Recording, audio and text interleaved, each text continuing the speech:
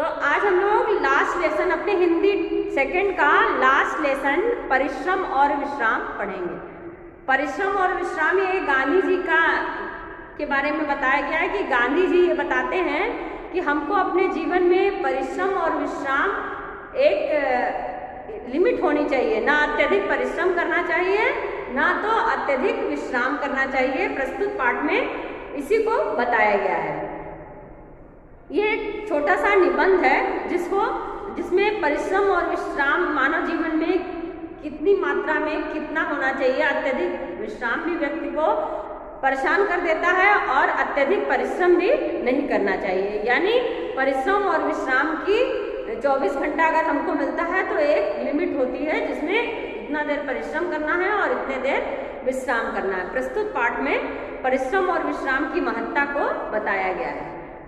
ध्यान से लेसन देखेंगे और पाठ को समझेंगे, ठीक है। प्रस्तुत पाठ के लेखक जो हैं इनका नाम क्या है? प्रस्तुत पाठ के जो लेखक हैं इनका नाम है श्री मन्ना नारायण। इनके बारे में इस निबंध को उन्होंने लिखा है। इनका जन्म सन 1912 ईस्वी में इटावा में हुआ था और इनकी शिक्षा दीक्षा कोलकाता तथा प्रयाग विश्वविद्यालय इलाहाबाद जो है वहाँ पर हुई थी। और ये गांधीवादी आर्थिक सिद्धांतों के विशेषज्ञ माने जाते हैं। गांधीवादी आर्थिक सिद्धांत के विशेषज्ञ माने जाते हैं, इसीलिए इन्होंने गांधी पर जो है निबंध लिखा। गांधी के जो सिद्धांत है उस पर निबंध लिखा है। आप भारत सरकार की योजना आयोग के सदस्य तथा गुजरात प्रांत के राज्यपाल भी रह चुके हैं।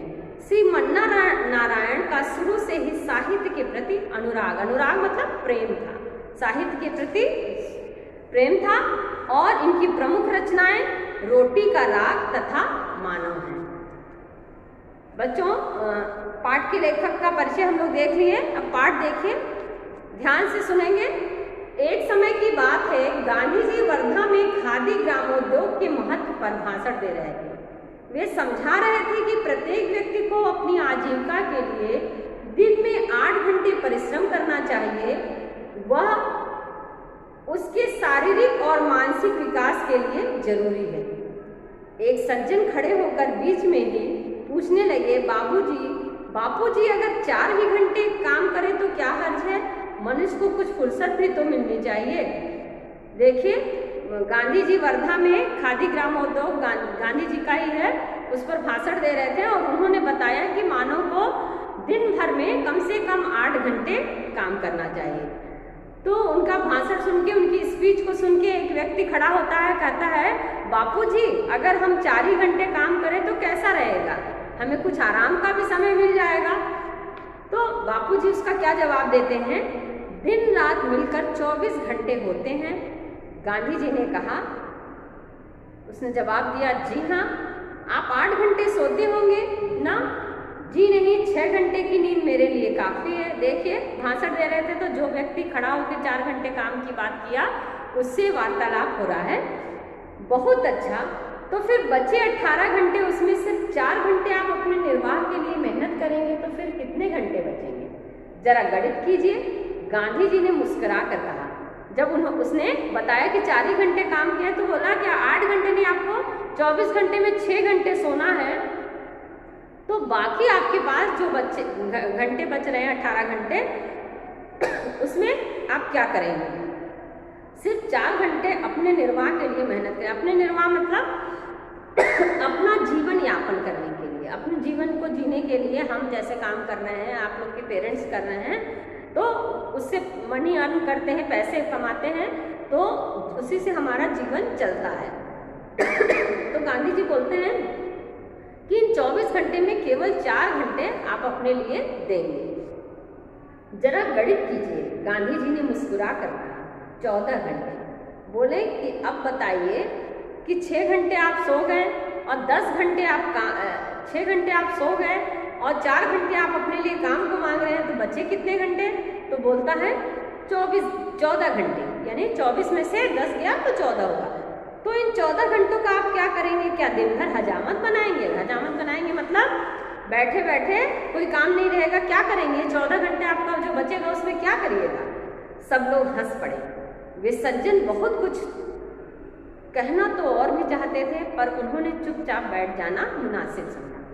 गांधी जी ने किया तो मजाक ही था, पर उनके प्रश्न के पीछे दुनिया की एक जटिल समस्या छिपी हुई थी। इस यंत्र युग में मशीनी युग में, जो फैक्ट्रियां मशीन से चल रही हैं, मजदूर लोग कम काम कर रहे हैं, तो गांधी जी ने किया तो मजाक ही था, पर उनके प्रश्न के पीछे दुनिया की एक जटिल समस्या छिपी हुई थी। इस यंत्र युग में मशीनें बड़ी तेजी से मनुष्य का काम कर देती हैं। हर जगह देखिए मशीन वर्क ज़्यादा होता है। इंसान को अपने हाथों से बहुत कम मेहनत करने की जरूरत पड़ती है।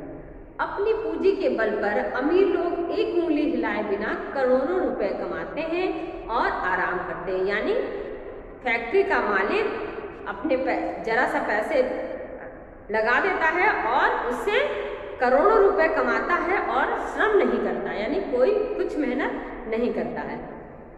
अपनी पूंजी के बल पर अमीर लोग अमीर हो जाते हैं। दूसरी तरफ मशीनों के साथ काम करते करते खुद मशीन बन जाने वाले बेचारे मजदूर उनके लिए पसीना बहाते हैं। अमीर लोग बस पैसे लगाते हैं और मजदूर लोग उनके लिए क्या करते हैं, अपने पसीनों को बहाते, दिन रात मेहनत करते हैं। बहुत सी फैक्ट्रियां ऐसी हैं कि नाइट में भी चलती हैं, तो यानी वो ढंग से सोते भी नहीं हैं और मजदूरी करके वहाँ पर अपना पसीना बहाते हैं। मगर फिर भी उन्हें गरीबों में ही सारी जिंदगी गुजारनी पड़ती। गरीबी में ही मतलब कितना भी पैसे कमाओ, लेकिन ऐसा नहीं सेटिस्फाइड अपनी लाइफ से रहता, संतुष्ट रहता है। एक मजदूर हमेशा अपने को मजदूर मानता है और उसको हमेशा पैसे की कमी ही महसूस होती है।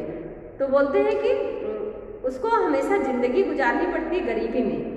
मशीनों का भद्दा शोरगुल और उनकी गति उन्हें जल्दी थका देती है। मजदूर लोग फैक्ट्रियों में काम करते हैं, दिन रात मशीनें चलती, खट खट खट खट आवाज़ होती है, तो उससे क्या है, उनका दिन रात शोरगुल में रहना और उससे उनकी गति, जो मशीन चलता है, क्या होता है जब आदमी बहुत ज़्यादा डिस्टर्ब होता है तो टायर्ड हो जाता है, थकान जल्दी होती है।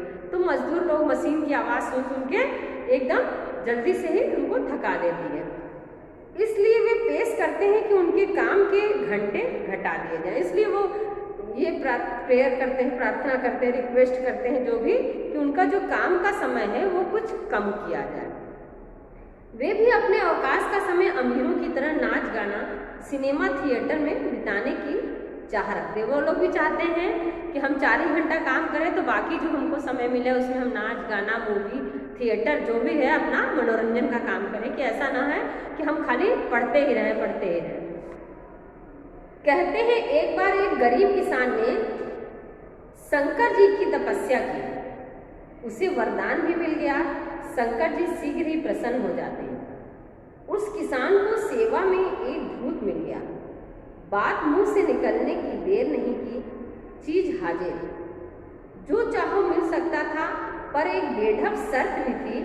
अगर उस भूत को कोई काम ना बताया गया तो वह किसान को ही हड़प कर जाए। देखिए, लोग कहते हैं कि शिव जी की तपस्या करने से हर मनोकामना पूरी होती है। एक लेजी मैन था, आलसी व्यक्ति, वो ऐसे ही ईश्वर से प्रार्थना करता है शिव जी से, तो उसको एक भूत देते हैं। भूत कैसा भूत? काम करने वाला भूत। और वो भूत के साथ ऐसा था कि उसको एक न एक काम देते रहो। जहाँ उसको काम देना बंद करोगे तो उसको दूसरा काम क्या दिखेगा, तुम्ही को पकड़ करके खा जाएगा। तो तुरंत हाजिर होना, एक काम करके आता है, दूसरा काम रेडी उसके लिए रखना है। मगर उस भूत को कोई काम ना बताया जाए तो वह किसान को ही खा जाएगा, हड़प कर जाएगा, यानी उसको ही खा जाएगा। भूत से फरमाइशें हुई। अब वो देखिए किसान जो है भूत से फरमाइशें करने लगा। महल की, सैकड़ों नौकरों की, अच्छी स्वादिष्ट मिठाइयों की, रंग बिरंगी पोशाकों की। फिर हाथ जोड़कर भूत ने पूछा, और देखिए खाने आ गए, कपड़े आ गए, नौकर आ गए, सैकड़ों अच्छी स्वादिष्ट मिठाइयाँ आ गई, कपड़े आ गए। अब वो हाजिर हो गया हाथ जोड़कर भूत की, फिर मुझे काम दीजिए, अब क्या करें? ठहरो सोच कर बताता हूँ। किसान बेचारा सोचता कितना काम ले, कहता है ठहरो सोच कर बताता हूँ। पर शंकर जी की शर्त के अनुसार वह ठहर नहीं सकता। देखिए, ठहरो सोच के बताता हूँ, उसने कहा। लेकिन शंकर जी की जो शर्त थी उसमें अगर उसको रुक जाएगा तो वो किसान को ही खा जाएगा। तो वो घबरा कर बोला, मुझे शंकर जी के पास ले चलो। अब उसको काम समझ में नहीं आया तो वो बोला कि मुझे शंकर जी के पास ले चलो। इस भूत से मेरी जान बचाइए देव। किसान हाथ जोड़कर गिड़गिड़ाने लगा, महाराज मुझे शान शौकत कुछ नहीं चाहिए, मैं फिर से किसान बनना पसंद करूँगा। देखिए, अब वो इतना ज़्यादा परेशान हो गया था कि वो बोलता हाथ जोड़ के कि हे देव, अब हमको कुछ नहीं चाहिए, मैं जैसे था वैसे ही रहूँगा, ये पैसे रुपए शान शौकत मुझे नहीं चाहिए, लेकिन आप जो है इसको भूत ले लीजिए, हमको जैसे हम किसान थे वैसे ही हमको किसान जो है पहले जैसा बना दीजिए। एवं मस्त शंकर जी ने कहा, ऐसा ही हो। एवं मस्त मतलब ऐसा ही हो। बेचारे किसान के जी में जी आया, जान बची लाखों पाए। शंकर जी का यह भूत पूरी कल्पना नहीं है, यह भूत तो सबके अंदर रहता है और अगर उसे भरपूर काम न दिया जाए तो वह हमारा जीवन ही हराम कर डालता है। यह सर्वव्यापी भूत हमारा मन है। देखिए, हमारी क्षमता के अनुसार, कैपेसिटी के अनुसार ये काम करने का भूत हर व्यक्ति के अंदर रहता है और उससे ये मन जो है भरपूर काम दिया जाए तो हमारा जीवन ही हराम कर दिया जाएगा, क्योंकि खाली बैठना व्यक्ति को सबसे खराब लगता है। यह सर्वव्यापी भूत हमारा मन है। ये जो भूत है ये क्या है? ये हमारा मन है, जिसको वश में रखने के लिए मुनि और संत भी सदा प्रयत्नशील रहते हैं। जिसको वश में रखने के लिए मुनि और सदा प्रयत्नशील रहते हैं।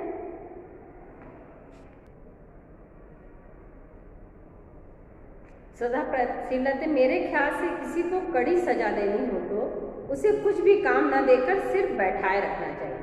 बर्नार्ड शॉ ने ठीक ही कहा है, अनंत विश्राम ही नरक की सबसे अच्छी व्याख्या है। अत्यधिक विश्राम नहीं करना चाहिए। यूनान के टेंटेलस की कथा शायद आपको मालूम हो। उसे एक भयंकर शाप प्राप्त था। उसे तालाब में खड़ा कर दिया गया। जब उसे प्यास लगी और वह प्यास बुझाने के लिए अपना सिर झुकाता तो पानी की सतह नीचे हो जाती और टैलेंट प्यासा ही रह जाता। धनिकों का भी यही हाल है। उनके चारों ओर सभी प्रकार की भोग्य सामग्री रहती है, पर उनकी विषय वासना तृप्त नहीं। उनकी हालत उस प्यासे नाविक के समान है जो समुद्र में रहकर भी प्यासा है। उसके चौगिर्द पानी है चारों तरफ, लेकिन वो पानी पी नहीं सकता नमकीन होने के कारण। जीवन की मिठास श्रम में है, विश्राम में नहीं। जिंदगी का जायका कड़ी मेहनत में है और आराम और चैन में नहीं। बच्चों, हम लोग पाठ का इतना पढ़े हैं, अब आगे का हम लोग नेक्स्ट पार्ट में पढ़ेंगे।